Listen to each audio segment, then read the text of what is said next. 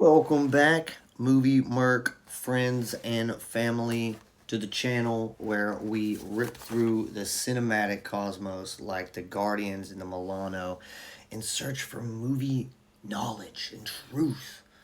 I, of course, am the host with the most, Parzival, the master of nerdy knowledge, and tonight we're blasting on to the wild, emotional, and just downright epic story that is Guardians of the Galaxy Volume 3. That's right, ladies and gentlemen.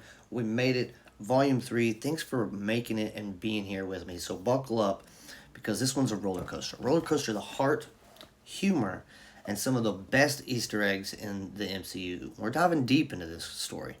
Characters, and I mean, it's just a love letter to our favorite little trash pan of Rocket Raccoon. So grab your Zune, crank up some classic tunes, and let's get this cosmic party started, shall we? All right, we're setting the stage. 2023, Guardians of the Galaxy, Volume 3. The capstone to James Gunn's cosmic trilogy, released on May 5th, 2023. The 32nd film in the Marvel Cinematic Universe. This isn't just a movie, it's a love letter to misfits, a gut punch of emotion, a wild sci fi adventure that proves that the Guardians are the heart and soul of the MCU's Cosmic Corner. Directed by the, of course, ever famous James Gunn, this film stars our beloved ragtag crew: Chris Pratt as Peter Quill, Zoe Saldana as Gamora, Dave Bautista as Drax, the lovable idiot, Karen Gillan as Nebula, Palm Clementif as Mantis, Vin Diesel as Groot, and of course Bradley Cooper as the voice of Rocket Raccoon. And can't forget Sean Gunn providing all the motion capture and voicing for young Rocket. And just for Rocket, of course, in general. We have Will Portney as the Golden Boy, Adam Warlock. The characters are just. This cast is insane. It's epic.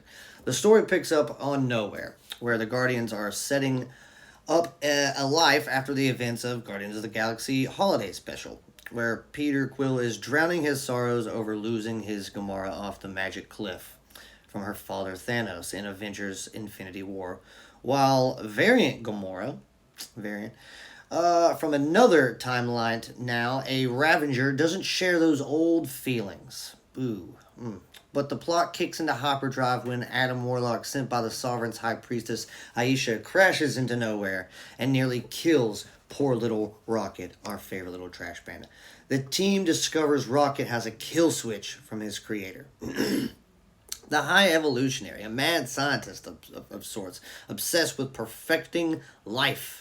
This guy's a sadistic asshole. What follows is a desperate mission to save Rocket, unravel his heartbreaking origin, and face a villain who makes Thanos look like our grumpy neighbor who sprays the neighborhood kids with the water hose. This movie is different. It's darker, it's more grounded, and emotionally raw. Inspired by Gunn's work on the Suicide Squad and Peacemaker, it grossed over $845 million worldwide, outpacing Ant-Man and the Wasp: Quantumania. But it's not about the numbers here, folks. It's about the heart. And the action is explosive, in your face. The visuals are a psychedelic feast. And the soundtrack, well, of course, James Gunn. It's a banger. From Radiohead's Creep to Florence the Machine's Dog Days Are Over. I mean, come on. But what makes Volume 3 soar is its focus on Rocket. Let's talk about our favorite little raccoon for just a second, shall we? Because, folks, this is his movie. James Gunn has already said it. This is his movie. Rocket Raccoon, designation 89P13, is the secret protagonist of the entire trilogy. He's a genetically engineered raccoon, voiced by Bradley Cooper, of course, and with the motion capture of Sean Gunn, James Gunn's brother. He really brings swagger to Rocket and really brings him to life. This film dives into Rocket's origin, and holy Zarg nuts, it's a tearjerker.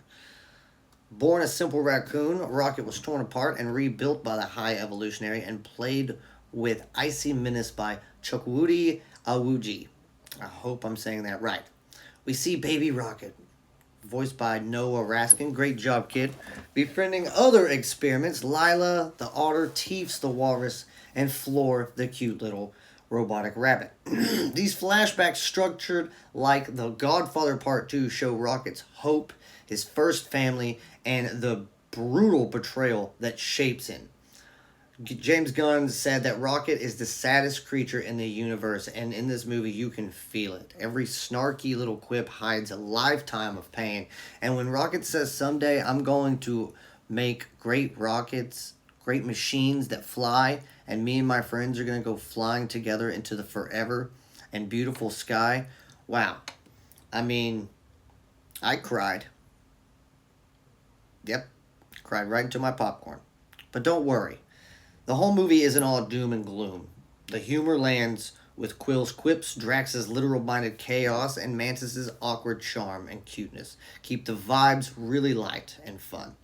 The chemistry is electric, and the themes of family, loss, and redemption hit very, very hard. Gunn balances the whimsy with weight, making this a satisfying end to the Guardians team. Minor flaws, sure. Some plot points felt a little bit rushed. The pacing stumbles just a tiny bit. But the emotional payoff is worth it. It is a love letter to misfits, proving that even the broken, the most broken, can still find a home in the stars. And if that's not beautiful, I don't know what else is. So let's crank up some awesome for a mixtape of Easter eggs, shall we? James Gunn stuffs them in this. I mean, there's so much from comics, pop culture. Let's break it down. Rocket dismantling the Kree warship. I mean, there's just so much, you guys. Starting off with this one right here. Beginning of the movie, the Marvel Studios logo takeover is nothing but the Guardians. From past clips and quotes from the trilogy, the holiday special, it's literally the first for the MCU, signaling that this is the end of an era for our misfits. And it's like the Guardians are saying, this is our story, and we will be seeing you soon, maybe. Rocket's origin and comic book roots. Rocket's backstory pulls heavy from the Marvel comics, specifically Bill Mantlo and Sal Busca's 1982 Incredible Hulk number 271. In the comics, Rocket hails from Half-World, a planet of talking animals. Volume 3 confirms Rocket's from Earth, but was experimented on with his rap sheet from Volume 1, listing Half-World as his origin as a sneaky nod reconnected to this film. His designation as 89P13 appears in Volume 1's prison lineup and returns here, tying the arc together. Full circle. Lila, Teefs, and Floor. All callbacks. And they're all just so cute, and they steal the show. I mean, my gosh. They are so awesome. I love them so much. Lila, of course, is Rocket's comic book soulmate. She's an otter heiress from Half-World. Her tragic death in the film breaks Volume 1's Easter eggs, where she's listed as Rocket's associate. Since she dies before his criminal days, it's kind of up in the air. Teefs, voiced by Asim Chowdhury, is based on Walrus, a walrus ally from the comic books. Floor, voiced by Michaela Hoover, nods to Blackjack O'Hare, a rabbit mercenary who's more villainous in the comic books. These characters deepen Rocket's origin and tug at our heartstrings so much. Now, Counter-Earth and the High Evolutionary. The High Evolutionary, created by Stan Lee and Jack Kirby in 1966, gets a stellar MCU debut here. In the comics, he's a geneticist obsessed with evolving animals into humanoids. And Guardians of the Galaxy Volume 3 brings his Counter-Earth a warped version of Earth populated by his creations. Straight from the 1972's comic, the film's Counter-Earth has a twisted statue of the Statue of Liberty with a monkey echoing Tim Burton's Planet of the Apes. Pretty funny little nod. The High Evolutionary's line, "There is no God, that's why I stepped in," is one of the coldest MCU villain quotes I can think of off the top of my head. Adam Warlock's childlike charm from Will Portnier is just hilarious. He does such a funny job here, and there's a nod in 1967 comic debut by Stan Lee and Jack Kirby. In the comics, he's perfect, being ties to the Soul Stone, but here he's a naive baby, fresh from his golden cocoon, giving him kind of just this dumb little kid vibe. It's hilarious. His arc from villain to new Guardian mirrors his comic journey and his evil counterpart, Magnus. Great, great, great character. Hilarious. Will kicked ass in that role. Now, nowhere in the Guardians' new headquarters is packed with Easter eggs. The bar sign mimics the Guardians logo in, of course, the alien language. It's a neon sign that shows prosthetic legs, of course, like referencing the leg that Rocket stole from Quill in Volume 1. These little touches make Nowhere feel alive and lived in, and they did an amazing job on the set for that. Now, Sylvester Stallone's return as Takar O'Gort, a.k.a. Starhawk from Volume 2, leading his Ravengers team with Martin X, Michael Rosenbaum, Krugar, and Mainframe, this time being voiced by Tara Strong instead of Miley Cyrus. And Charlie 27, played by Ving Rhames, are missing. Of course, sadly, he passed. And a mystery left unexplained. Now, this team originally came from 1969's Guardians from an alternate future, which is a cool other little Easter egg and play-in that they were trying to pull in now. It's genius how James Gunn writes. The mid-credit scene introduces the new Guardians team. Rocket, Groot, Kraglin, Cosmo, Adam, Warlock, Blurp, a furry little thing, which is just cute. Will falls in love with him, or I guess I should say Adam falls in love with this little creature and brings him along, and it's like his weird little pet that he just kind of, has along for the journey, which is hilarious. It kind of gives a heart to that character. Now, back to our Guardians and all of our awesome Easter eggs. The Kevin Bacon callback. In the post-credits scene, Peter's grandfather reads a newspaper headlined Alien Abduction. Kevin Bacon tells all. This ties to Guardians of the Galaxy, the holiday special. And if you guys haven't seen that on Disney Plus, it has become one of my favorite Christmas holiday specials. It's about Drax and Mantis. They kidnap Kevin Bacon, bring him back to a depressed Peter Quill as a Christmas present. Hilarious. Now, the colorful spacesuits are a sci-fi, nod to the 2001 A Space Odyssey. A lot of fans speculated it was from Among Us. James Gunn clarified on Twitter that is not true. But it does add a cool little retro coloristic vibe, and I really, really love that scene. They did an amazing job. Everything was just hilarious. We have Nathan Fillion, who plays Master Karja on the Orgoscope. After voicing a prisoner in Volume 1, Jennifer Holland, Gunn's wife, is actually an administration assistant. Cole and Daniela Melker from the Suicide Squad plays Ura, and Pete Davidson pops up as Peltic, and Judy Greer voices Warpig, joining Linda Cardoni as MCU alums in these new roles.